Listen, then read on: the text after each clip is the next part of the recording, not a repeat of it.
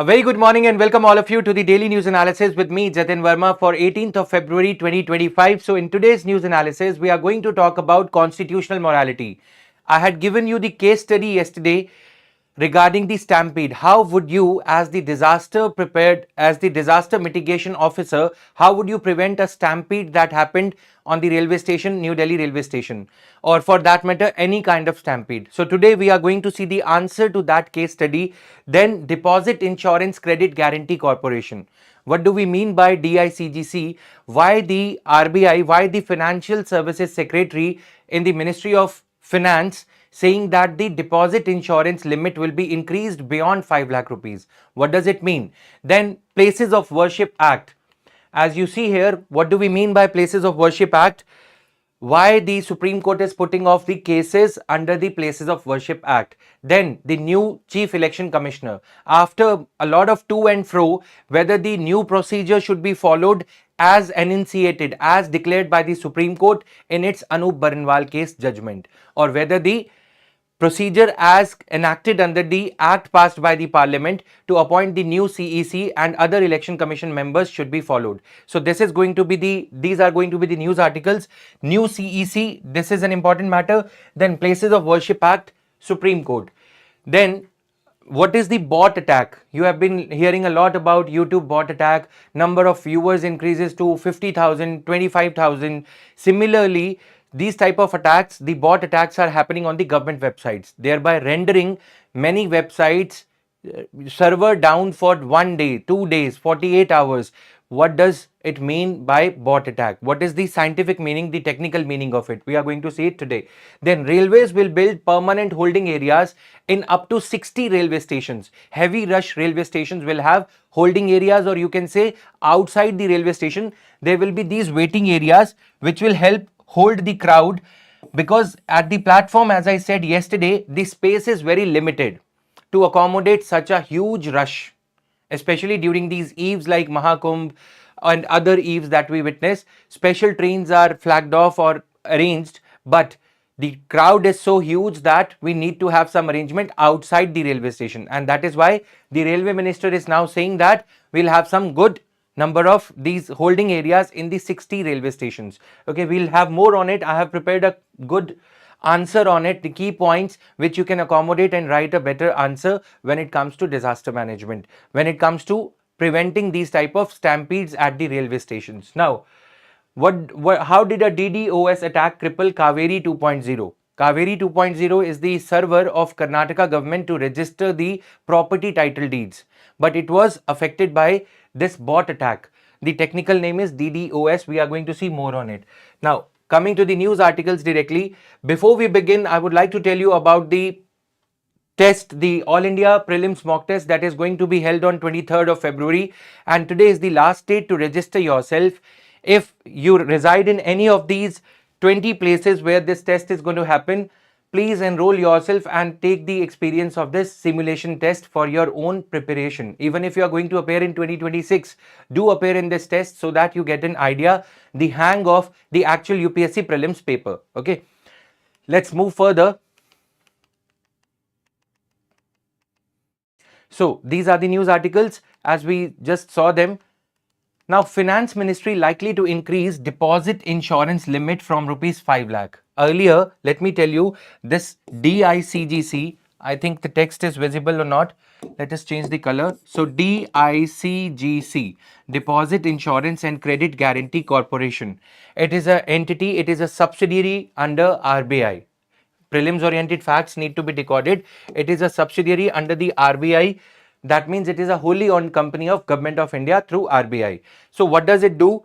All the banks, the deposit money that they take from you, for example, if I have deposited, let's say 10 lakh rupees with my bank SBI, for example, okay, if I have deposited 12 lakh rupees or 10 lakh rupees, let's say, then what is the guarantee that if tomorrow this SBI or any other bank fails, will my money be returned?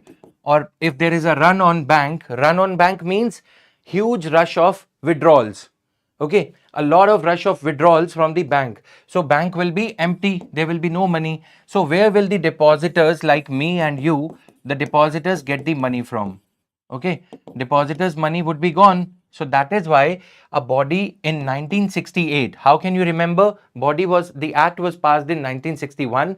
Body was created with the name Deposit Insurance and Credit Guarantee Corporation of India. Okay, this ensures the money kept by the banks as deposits. For every rupees 1 lakh, RBI will have to pay 0.12 paisa, 0.12 rupees or 12 paisa as the premium. Okay, this is how DICGC collects money every year. So the money that is collected is a kind of insurance premium received from SBI and private banks, private sector banks like ICICI, HDFC. A lot of money is collected. So much so that in the year 2023, around 22,000 crore rupees were collected in the form of the premium. Now, this is the rosy side of it. So much of premium getting collected. Then, as a company of the government of India, it will declare profit because banks are not failing. On the ugly side, what happens if a bank fails? Now, cooperative banks in India, they are not that well managed. Okay. So cooperative banks, when they fail, or any other bank like Yes Bank became no bank in 2020. You know Yes Bank? It failed.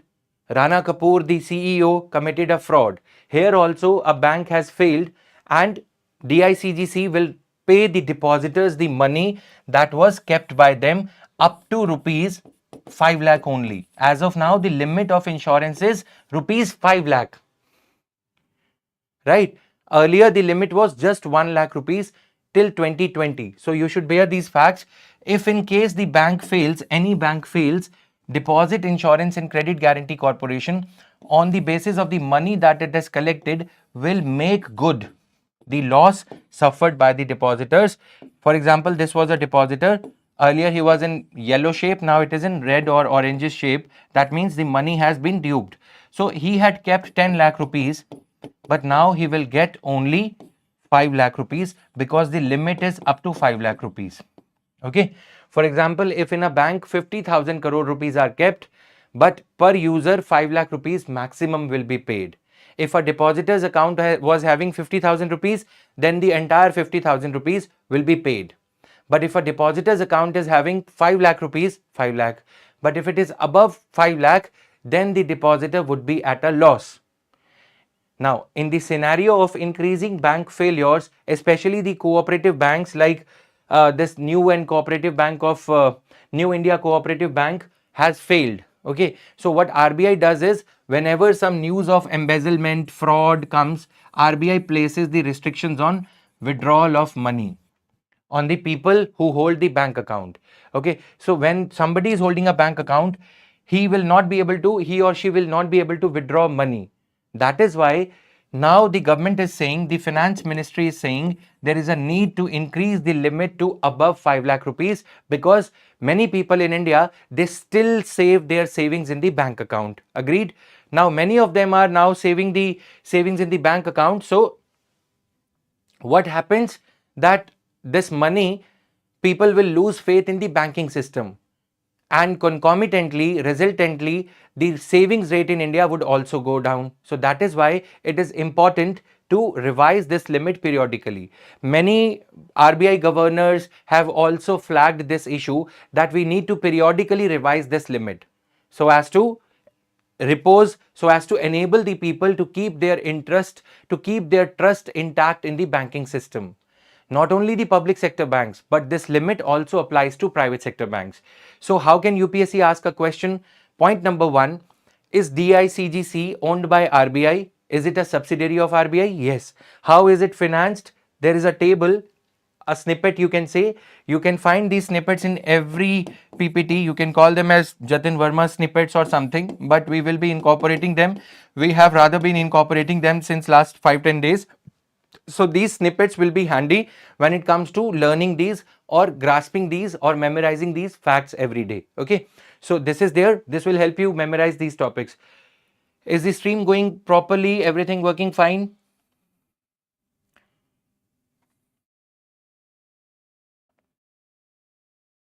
Okay, let me just check. So yesterday we had discussed about BRICS. My question to you today is, how many BRICS countries are there? The stream doesn't seem to be working.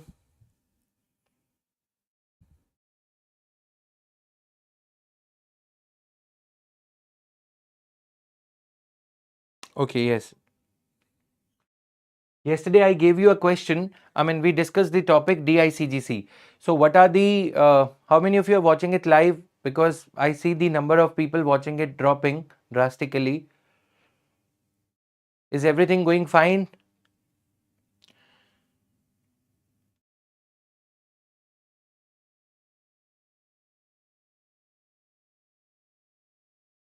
Okay, so how many members are there in the BRICS countries? Okay, BRICS grouping. Which country is the latest member, latest addition to the BRICS committee, BRICS grouping of countries? So, which country is the latest? When was the BRICS founded? Please answer these questions today so that you also are in sync with whatever is being taught. Then, 𝐑𝐄𝐂𝐍𝐃, which of the following statements regarding the Deposit Insurance Credit Guarantee Corporation is or are correct? It provides insurance cover up to rupees 5 lakh. 𝐑𝐄𝐂𝐍𝐃 covers both savings and current account. In the commercial banks, the premium for deposit insurance is paid by the depositor. Is the premium paid by the depositor or is the premium paid by the bank? So I had just explained, does it cover the current accounts as well?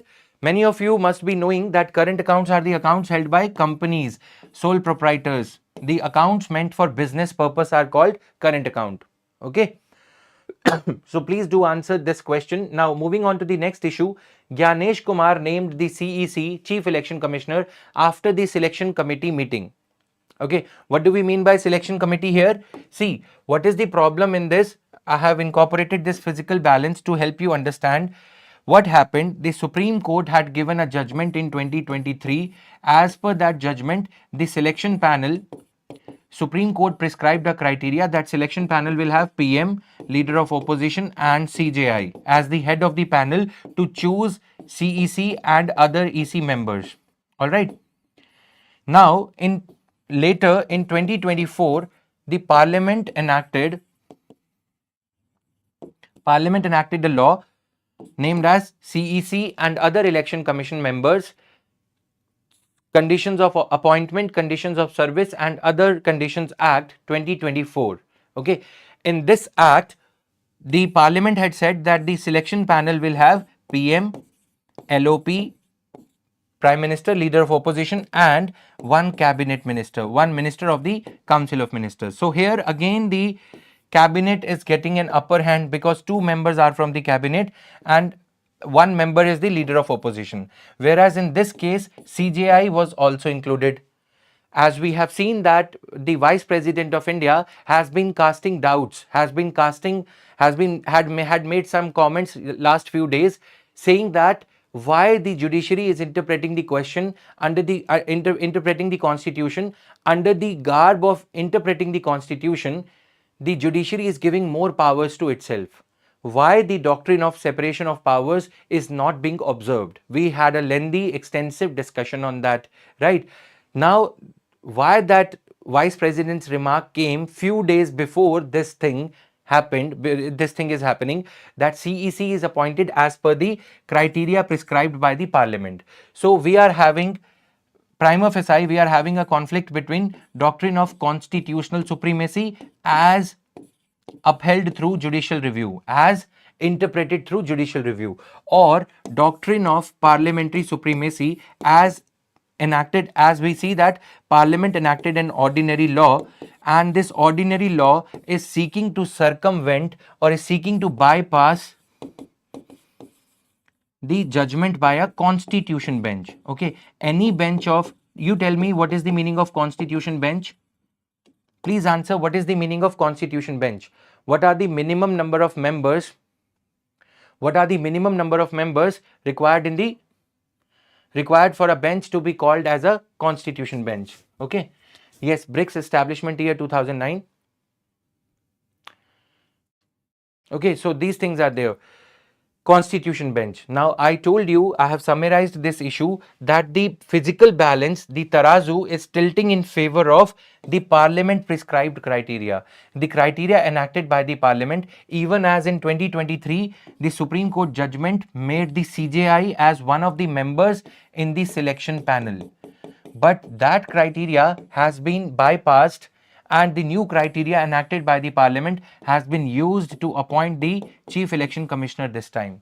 This is the first CEC to be appointed under the new act, even though the previous election commission members have been appointed as per this new criteria only, but the CEC is the first time that is being appointed. So you understood this issue, whether the Supreme Court prescribed criteria, that too when the Constitution bench of the Supreme Court in Anup Baranwal case 2023 gave this criteria, recommended, even prescribed this criteria, directed this criteria of having Prime Minister, Leader of Opposition and CJI as the member of the selection panel, which will select the election commission members going forward until the parliament enacts the law. Now, the question before the court that will be answered on Wednesday or today is that whether the Constitution bench's judgment can be bypassed by an ordinary law of the parliament. Had it been a constitutional amendment act, judiciary did not have any problem. But it is the ordinary law of the parliament, that is doctrine of parliamentary supremacy, is being asserted over doctrine of judicial review, you can say, right? DOJR. Judiciary reviewed the constitutional criteria of appointing the CEC members. This is the crux of it. That is why we have just given 2 slides to it, because we have been dealing with this issue for a while now. Every day, every alternate day, we have been discussing this issue. So many of you are already aware of it. Now you tell me how many members are there in the Election Commission of India. Okay. From when, second question, from when the ECI, question number 1, how number of members? Okay. Question number 2, which article deals with the election commission? One article. Question number 3, from when onwards, from which year onwards the election commission became, from which year onwards ECI became a multi-member body? All these questions are the questions that I have answered in the news analysis. That is the beauty of being regular. Okay. Question number 4, is the election commission's expenditure charged on the consolidated fund of India or not? Charged or not? Okay. So why many of you are not able to be regular? Because you think that we will watch it later. We'll wake up late and we'll watch it later. If you develop the habit of watching it live right in the morning, you will not miss out on the news analysis or newspaper reading by yourself. Now the homework for you is to read the Election Commission of India chapter. Static chapter you can read. Current affairs we are covering. This will be the best mixture for your success, right? Static, whatever one topic of polity appears predominantly in the newspaper, static portion you can cover as your homework, as your assignment, and on the basis of that you can answer these questions. Then you will better understand the current affairs. Moving further, railways will build permanent holding areas. What are the holding areas? In up to 60 heavy rush stations, says the railway minister. But one thing is very clear, that there is no value of life when it comes to these recurring stampedes, one after the other in a span of just a fortnight, 14 days. 14 days and second stampede is happening. Mahakumbh can be an excuse for it. But can you say that everything, because the crowd management was envisaged? It was not something that was unanticipated. Better preparedness, this huge rush was very well expected. It is not that, it was not expected. So these are my points. Now onwards, JV's inputs or something you can say it. But how can we prevent, how can you as a disaster response officer or disaster mitigation officer, disaster preparedness officer or the DM, how can you prevent these type of instances from happening? Okay, number 1, punctuality of trains.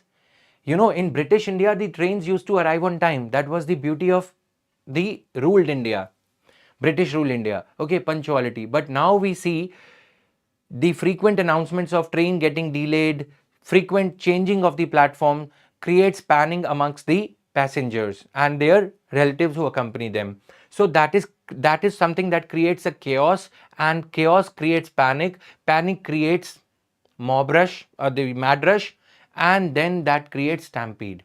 Okay, so here are the points. Punctuality of the trains so as to avoid last minute chaos at the railway station. If the trains would be on time, then the platform changes would not be required. Okay, how to ensure that the trains are on time? For that, the infrastructure investment is required. More number of railway tracks, more bandobast, more number of railway traffic service officers.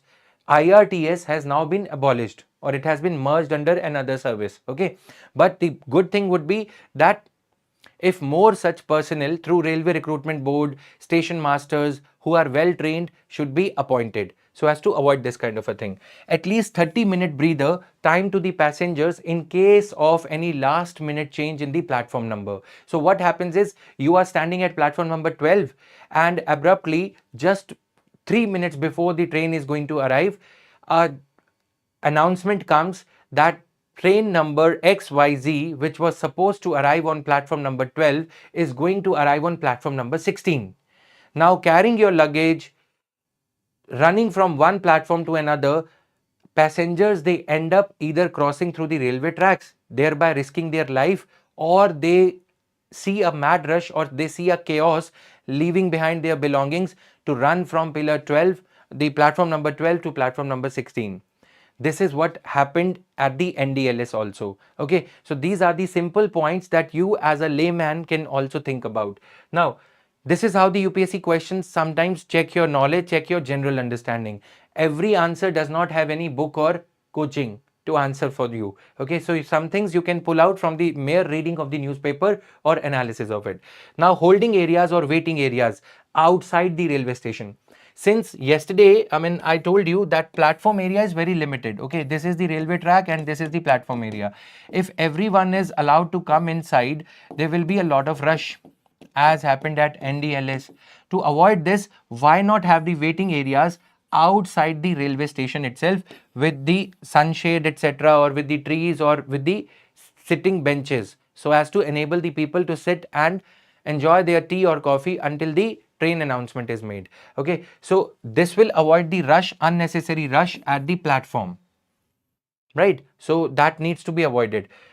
Holding areas or waiting areas to avoid the rush will now be constructed at 60 railway stations which see a lot of rush. Working and functional lifts and escalators. So what happens is, if the above 2 points are not workable, because it will take a lot of time, as I said, 30-minute breather time for the train that is already delayed, that will make other trains run late, right? So this is something not so easily workable. What you can do is at least have the working lifts and escalators, so that people can easily run from or pass through one platform to another, rather than risking their life by jumping across the tracks on which the train can come anytime. It is better that working and functional infrastructure within the platforms is there. Right now, automated platform ticket alert system, so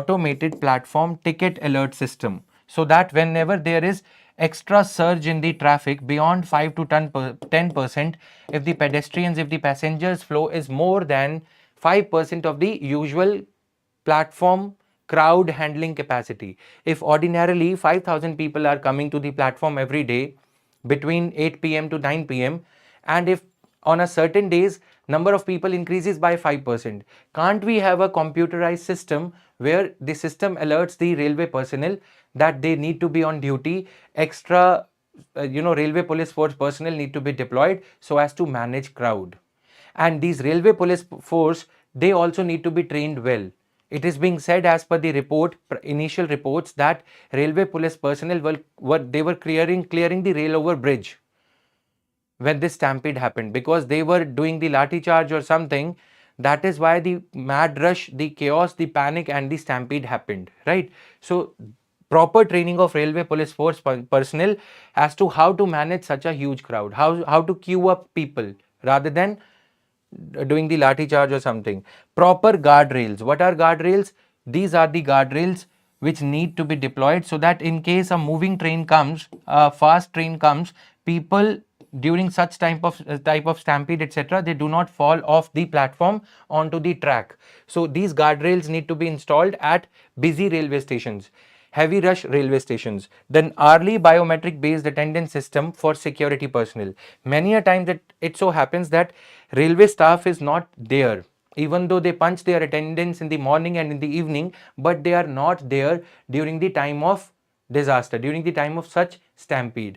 So during such festive season, heavy rush season, the hourly biometric system, wherein they need to punch their biometric attendance every hour or every 2 hours, so as to ensure that they are present to avoid such kind of a scenario in future. This is there. Last but not the least, passenger sensitization of people. How should they respond to this kind of a panic? Okay, a few days back, a month ago, this kind of a tragedy happened on the railway track, when somebody said that there is smoke coming out of the one of the coaches, and people started jumping off the moving train, and somebody pulled the chain. If you remember, we started the news analysis 9th of January, this kind of a news was there. So sensitization of the passenger, the people overall, be it Mahakumbh, be it any other area, Vaishno Devi, Amarnath, or any masjid, any dargah, sensitization of the passengers is of utmost importance everywhere. Now, this was the answer to our case study. How would you, as a district collector or disaster preparedness officer, would ensure that such type of railway stampedes do not reoccur, right? Now, places of worship cases put off. What is the meaning of Places of Worship Act? This Places of Worship Act, in simple language, means that any kind of petition filed in any court to revisit the status of a temple or to revisit the status of a mosque, that instead of a mosque there used to be a temple, so we need to restore the temple back by demolishing the mosque. These type of petitions shall not be entertained. The status of the temples or any other religious place, mosque, temple, church, etc., status quo will be maintained as it existed on 15th of August 1947. That means whatever existed on 15th of August 1947 will be maintained. Any new plea challenging the status of any religious institution will not be entertained. This was in line with the spirit of maintaining the communal harmony in India. Many people used to file the petition that during the Mughal era there used to be a temple, but XYZ Mughal ruler, he demolished the temple and instead constructed a mosque. Now we need to demolish the mosque and restore the temple back. Okay, these type of petitions have been filed across various courts. Especially after the Babri Masjid demolition case, this sensitive matter was required to be addressed by the parliament. So what did parliament do? Parliament enacted this Places of Worship Act of 1991. You see the year, and the year is coterminous or coincidentally with the year of Babri Masjid demolition. Okay, the same year is there. That is why any such new plea or petition is not filed in any of the courts so as to challenge the status of any religious institution. Got it? This is the fact. Now, what is happening in the Supreme Court? Supreme Court has been asking the central government of its response, that what is your response on this thing?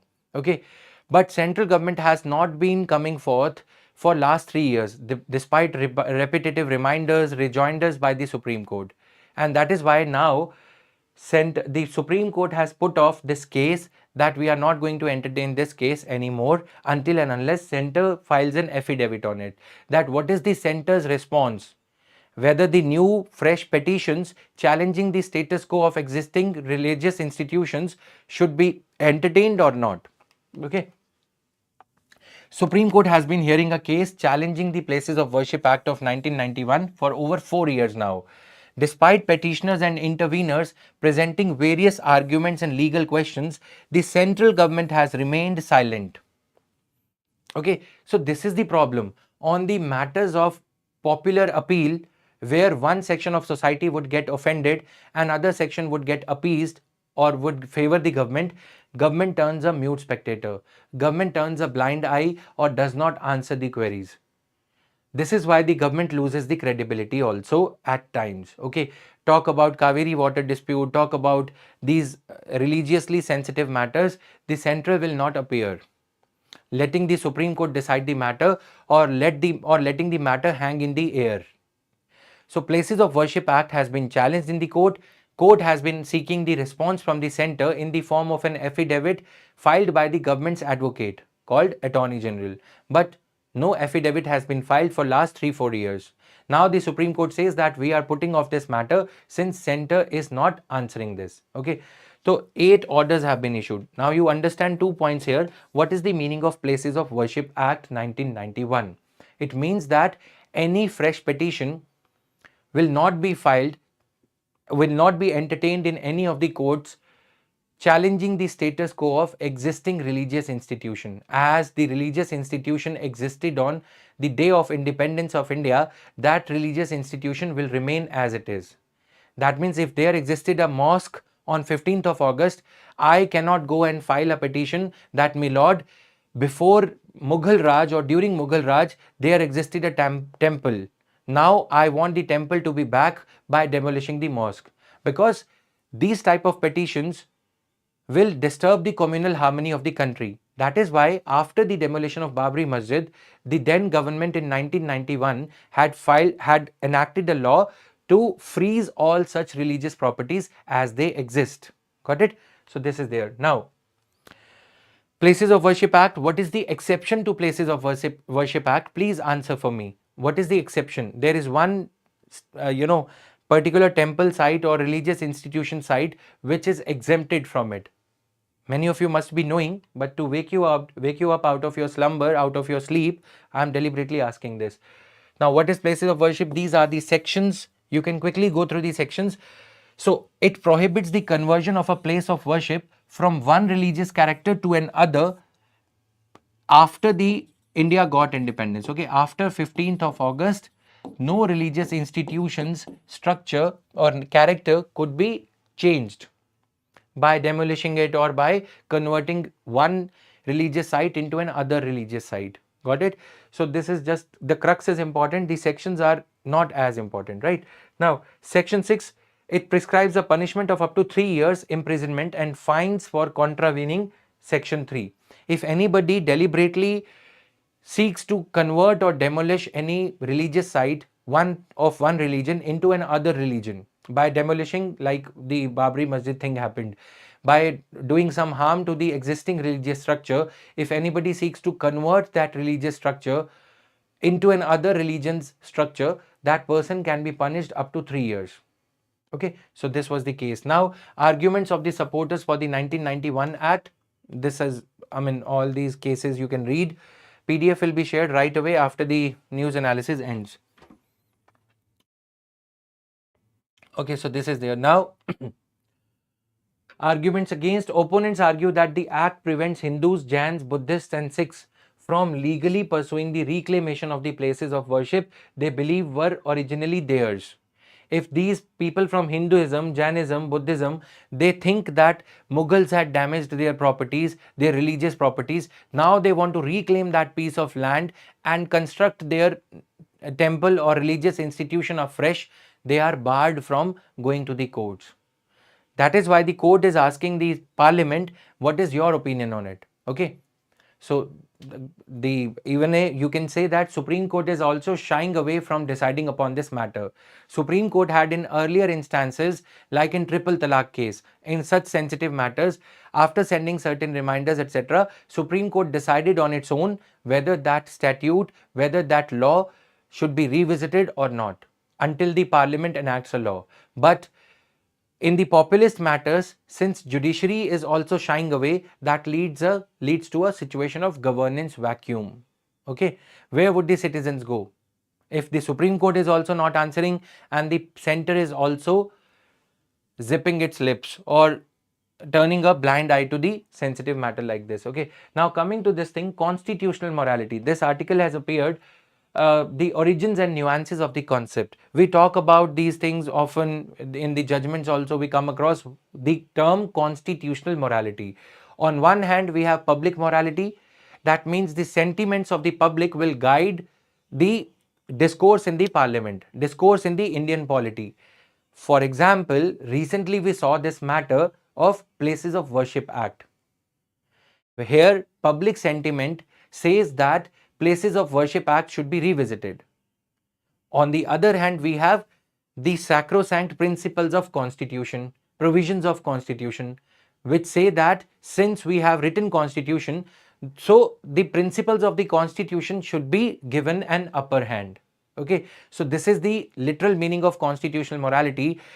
In the Dr. B.R. Ambedkar's word and in the words of a political philosopher, George Grote, he conceptualized constitutional morality in this manner. It requires a civic culture. He says it requires more than just a well-written rules and procedures. Mere book of rules, howsoever worthy, howsoever respectable, cannot be labeled as the source of constitutional morality. It requires the discourse of the public domain or public discourse to be guided by tolerance, to be guided by the spirit of finding a solution to the problems in the democracy. Okay, so see here, it requires the civic culture where the citizens respect the constitutional forms and offices, use public reasoning, whether simultaneous elections are good or not, whether this visiting or revisiting the Places of Worship Act is good or not. Public reasoning, logic should guide these things rather than the emotions guiding these things, that I am a Hindu, so the matter should be decided in the light of my religion, in the manner that is favorable for my religion. No, public reason. Okay, so use public reason, practice self-restraint, and engage in critical thinking, that how to preserve water, how to levy income tax on the people in a manner that income is equitously or equitably distributed. On all these matters of public debate, simultaneous elections, Places of Worship Act, we should be guided by public reason. This is what the constitutional morality concept as enunciated by George Grote says. Now, how can you use this? Is this just a philosophical construct? Is it relevant for UPSC? Yes. In your essay paper, these type of themes are appearing. Write down the name of George Grote and retain it for the future use in your essay paper, in your ethics paper, or in any question in GS Mains paper 2, Polity and Governance, related to this concept of constitutional morality. Okay, so this is the theoretical side of it. It demands the trust that constitutional morality demands the trust that everyone, even those with opposing political views, Congress, BJP, consider the constitution's rules as sacrosanct, especially during the intense debates, emotive debates, whether triple talaq should be abolished, whether Sabarimala judgment should be revisited. Okay, Sabarimala temple ban should be there or should not be there. The atmosphere during such matters in the public discourse is very charged. How to balance the rights of animals versus rights of human beings, Jallikattu. All these debates, especially the religious customary debates, need to be seen in the light of constitutional morality. Supreme Court has in various judgments upheld the concept of constitutional morality and gave precedence to it and gave more value to it over and above the religious morality. When it comes to gender justice, when it comes to equality, when it comes to gay rights. Okay, so rather than saying that Hinduism does not recognize this homosexuality, okay, or adultery or something, Supreme Court has placed value on what constitution says will be upheld in the democracy rather than what the religion says, because India is a country of diverse religions, diverse opinions. So rather than going by one religion or the other religion, let's go by the one statute book called constitution and thereby live up to the requirement of constitutional morality. Clear? Now, Dr. B.R. Ambedkar in his 1948 speech highlighted the importance of constitutional morality for India's democracy. He recognized that it was not an innate sentiment. Constitutional morality is not just an abstract idea, an indeterminable, undefinable idea. No. He said that it needed to be actively cultivated in the people. We should start debates on matters which are important for the public. Water conservation, pollution, e-vehicles, everything needs to be having a public reasoning, and for that the leaders also should participate in public debate. Leaders also should help the people cultivate the habit of having public reason, public opinion, rational opinion guiding the public discourse. What do we mean by public discourse? Public discourse means the way the public, the way the polity, the way the democracy decides on a particular matter. Am I clear? Now, okay, so this is there. While he used Grote's ideas to advocate for detailed administrative provisions in the constitution. So, Dr. B.R. Ambedkar, he backed the detailed administrative provisions, Article 312, the details of Article 14, 15, 16, so that there remains no vacuum, there remains no ambiguity in the constitution. The more detailed the constitutional provisions will be, the more we would be living up to the idea of constitutional morality as enunciated by, as propounded by the philosopher Grote. Okay, this is what Dr. B.R. Ambedkar believed. That is why we have such a detailed constitution having such detailed provisions. But he also understood that establishing this morality is going to be difficult. Merely having everything in writing, merely having a bulkiest constitution is not going to help us live up or walk on the path of constitutional morality. That is going to be different. He was pretty clear about it. So the takeaway from this concept of constitutional morality is all this. Now, what are the references in the Constituent Assembly? Just go through it through the PDF that will be shared with you, so that you can just spend 2-3 minutes on it, okay, reading. Even though we have understood the essence of it, what is the nuanced meaning of constitutional morality? The strength of this constitutional morality framework lies in its balance. Number one, respecting constitutional procedures, passing the bill through Lok Sabha and Rajya Sabha, even though Rajya Sabha may not pass it. To convince Rajya Sabha, Prime Minister should address the Rajya Sabha. Okay, rather than passing ordinances, we should respect constitutional procedures. The other day, we saw the article on West Bengal, where West Bengal governor was clarifying as to why RJ Kar rape controversy, rape incident did not find a mention in the State Legislative Assembly address of the governor. So these constitutional procedures should be respected. Tamil Nadu governor should give the signatures to the bill. Should not keep them pending for 3 years. Constitutional procedures should be respected while allowing for their critique and reform. Until unless you follow the first step, that is of respecting the constitutional provisions, you cannot go to second and third step. Then it becomes anarchy, the rule of mobocracy. Okay, instead of democracy, we'll have mobocracy. Rule by people, we'll have rule by majority. And that is how the progress of the nation will get retarded, right? So it views the constitution not as something to be blindly worshipped, but as a framework for managing disagreements. So what is constitution? Constitution is like a pressure cooker. It helps you manage the dissent in a streamlined way, so that the dish is also cooked and no harm is done. Okay, through the resentment, through the grievances, through the grievance handling procedures, you come out with a solution that is a win-win solution for all sections of society and for the betterment of the country. So constitution should not be blindly worshipped. Every provision in the constitution should be flexibly interpreted in the light of the changing times. This is what this concept says. Rather than resorting to fundamentalism, we should go by constitutionalism. We should be guided by the principle of flexibility, the adherence to the changing times. Okay, that is what would keep the Constitution of India as a dynamic document. So this all is there. And judgments invoking constitutional morality, if you get a question in the mains examination, we have incorporated a few questions also. Constitutional morality, these are the previous year mains questions. Constitutional morality is rooted in the Constitution itself and is founded on its essential facets. Explain the doctrine of constitutional morality with the help of relevant judicial decisions. This was the question asked in 2021. You have a ready-made answer in this these 2-3 slides that we have incorporated. So this will be your mains question for the day. As I've been telling you for quite some time now, that if you stay the course, if you stay with us in the daily news analysis every day with me, we'll have an answer to one or two questions. Today, the answer we saw was for the yesterday's question on disaster management, railway stampede. This is the question for today. Please answer one of the two questions. Okay, any one of the two questions, either one, this or the other one, and you can share the answer on Telegram.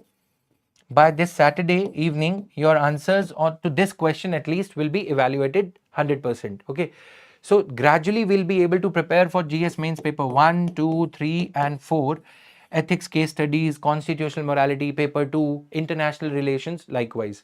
Now, Supreme Court decriminalized homosexuality by striking down Section 377 of IPC. It emphasized the importance of upholding constitutional morality over public morality. Okay, stating that constitutional morality reflects the ideals of justice and individual dignity.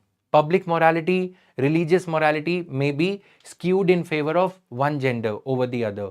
So this is there. Then another case, Indian Young Lawyers Association versus the state of Kerala, Sabarimala judgment. In both these judgments, Supreme Court used the concept of constitutional morality, guys. Okay. Now moving further,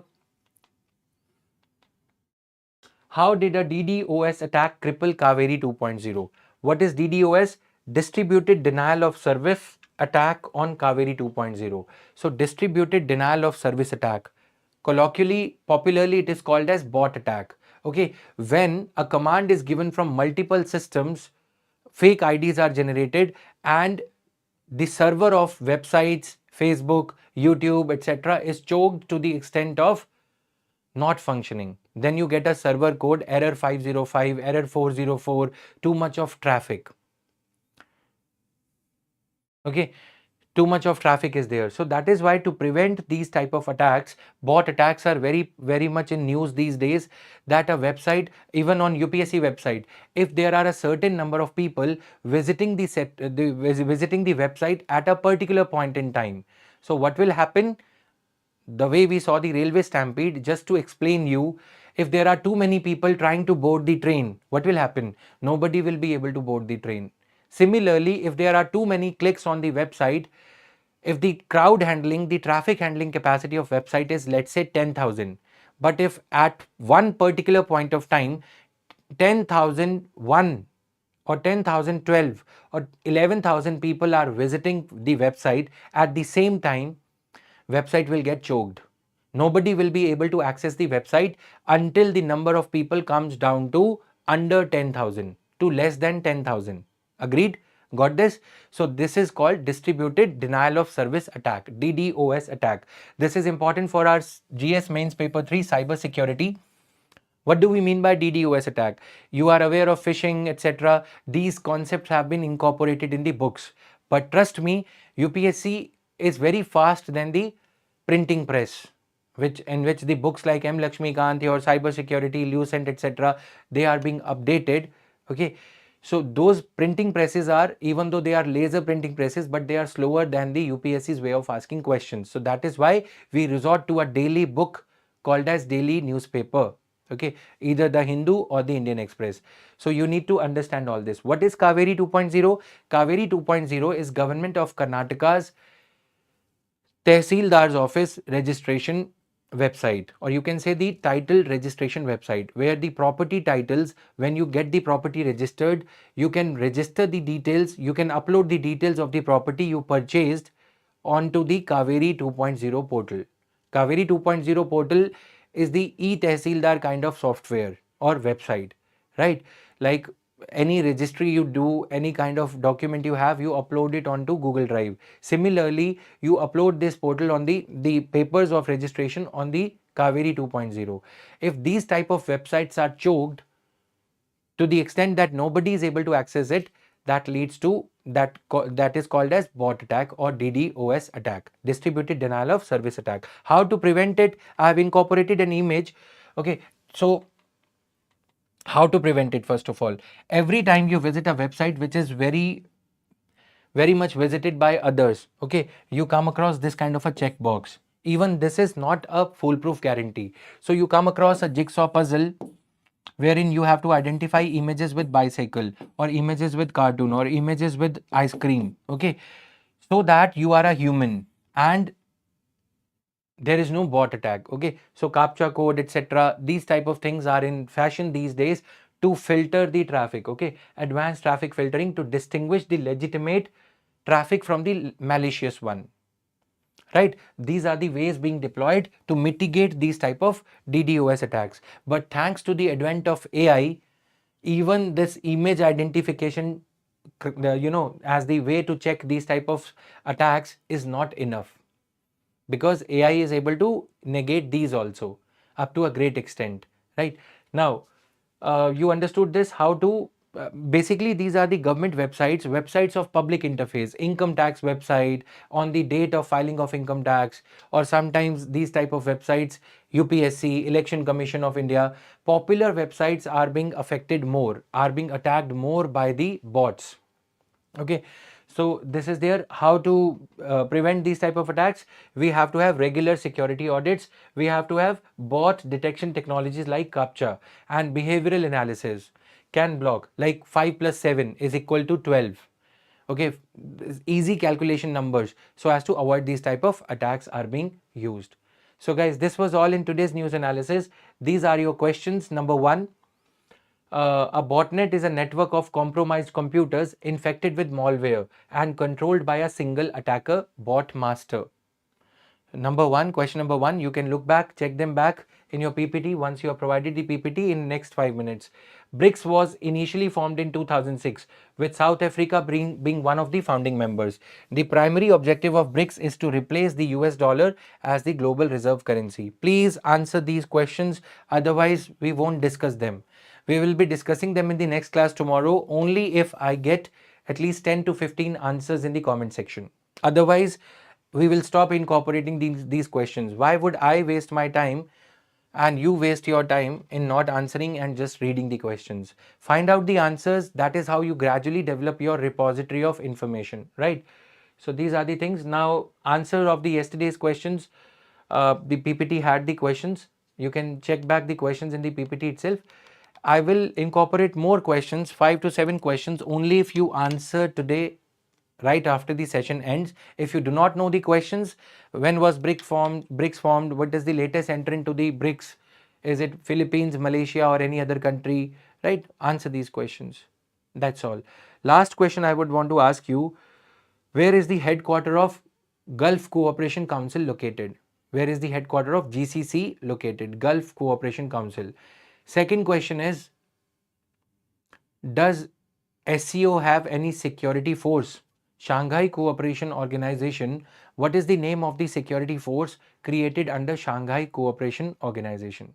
With this, I take your leave for the day. It was really a pleasure going through all these news articles every day to keep myself updated for my polity classes, current affairs classes, and at the same time share this piece of information with you. Constitutional morality, you are required to make the notes. Pause the video wherever you feel the content is relevant and make a note of it. PDF will be shared in a short while from now on the Telegram channel, the link of which is given in the description box. Thank you guys. Bye-bye. Have a good day. Thank you.